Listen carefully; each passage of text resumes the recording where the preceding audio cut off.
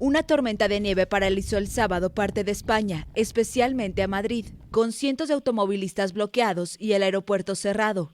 Por el temporal bautizado Filomena, 3 personas murieron y se declaró la alerta roja en 5 regiones de España, entre ellas la capital. Las vías terrestres, ferroviarias y aéreas han sido cortadas por las violentas borrascas de nieve que se abaten desde el viernes por la tarde sobre gran parte del país. Una treintena de vuelos fueron anulados y otros fueron obligados a aterrizar en otros lugares.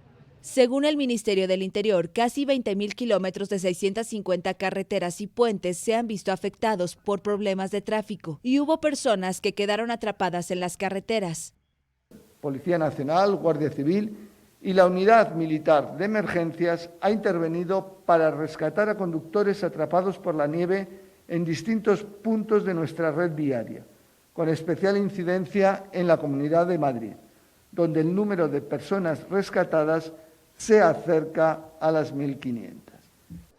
Hay pronóstico de temperaturas de hasta menos 10 grados para la semana entrante. 36 de las 50 provincias españolas están afectadas por alertas meteorológicas de nieve. A pesar de los inconvenientes que causó la tormenta en las calles, mucha gente disfruta de la nieve.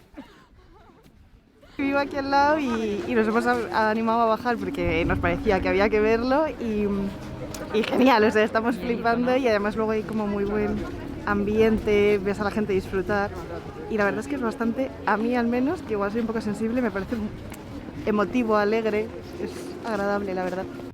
En la capital, que no había conocido semejante nevada desde 1971, se vieron esquiadores en la célebre plaza de la Puerta del Sol e incluso a un hombre en un trineo tirado por 5 perros.